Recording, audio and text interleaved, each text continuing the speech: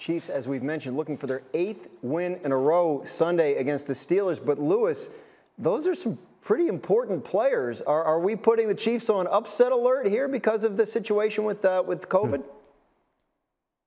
I can see where it would be easy for you to do so, Dan, but I'm going to lean on the fact that this team has been built the right way, which a lot of people don't. Well, I shouldn't say a lot of people. I don't know who necessarily feels this way, but I think this goes underrated as far as how this team is built inside out, despite the fact that they have so many good perimeter weapons. Meaning this, the offensive and defensive lines have been a strength for this football team this year. And when you're looking at the offensive side of the ball, where you could be down two of one of the great perimeter players that this game has ever seen in Tyreek Hill and Travis Kelce, you have to still take comfort in the fact that the offensive line has been driving the bus in the second half of the season for this football team.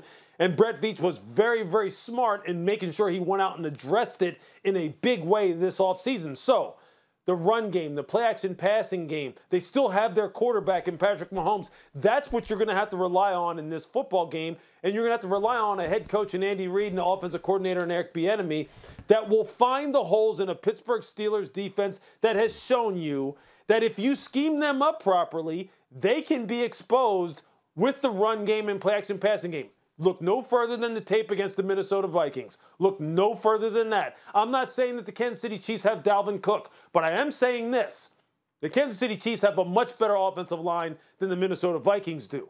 And they will be able to run play-action passing game concepts against this team, given how simplistic Pittsburgh can be and predictable Pittsburgh can be and how they can be attacked and exposed with that kind of offensive attack. So I'm not putting them on upset alert just yet, because I think that their strengths match up with Pittsburgh's weaknesses. We'll see if I'm right. Mike, you agree? 1,000%. And Pittsburgh, to me, has a fatal flaw this year, which is they can't stop the run. You know, Dan, you and I were in Pittsburgh. I was a little bit warmer than you were. But what we saw was a team that couldn't stop Deontay Foreman, a backup running back for Tennessee. They knew that Tennessee was going to run the ball, and they still couldn't stop him. So, to me, I know this team is not built on running the ball up and down the field, but to Lewis's point, they can be game plan specific. And if you can't stop the run, really nothing else matters. Adam, the Chiefs have been kind of winning a little bit different way than we're used to seeing them over the last couple of years. What do you think is the biggest thing that's changed for them on their current 7-game win streak? Well, the defense has absolutely improved, and there's a dramatic difference in the way the defense is playing now compared to the start of the season. And this defense is not only playing better, but it's getting turnovers. Earlier in the season, this team was turning over the football.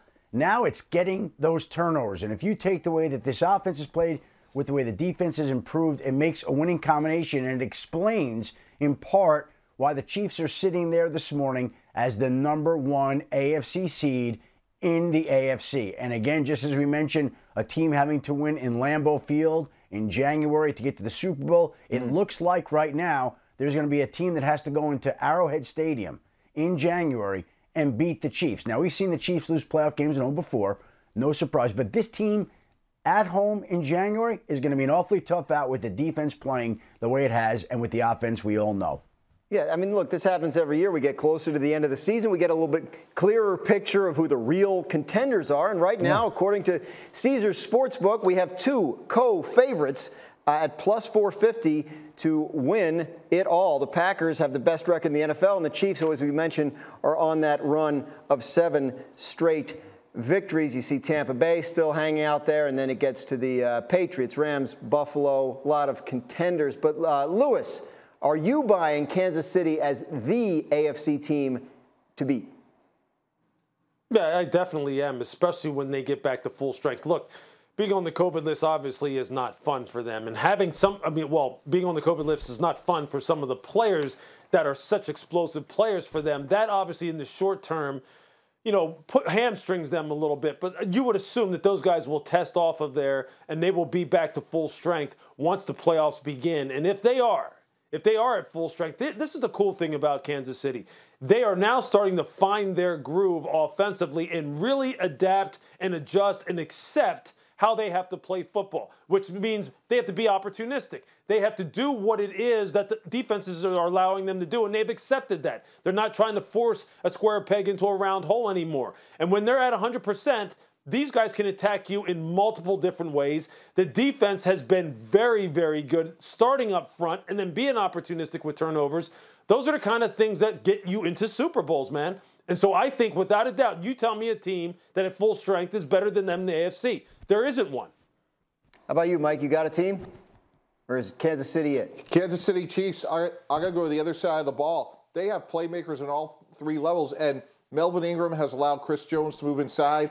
They have two great young linebackers in Nick Bolton and Willie Gay, and they're getting really good corner play from Snead and Ward. So we know about the fireworks that they can do on offense, but to me, they could turn the ball over, as Adam alluded to, and they have athletes at all three levels. And because of that, I think they're the most complete team in the AFC. Chiefs are 16-2 in December games with Patrick Mahomes as their starting quarterback. They've won their last 13 of those in a row. Thanks for watching ESPN on YouTube. For live streaming sports and premium content, subscribe to ESPN+.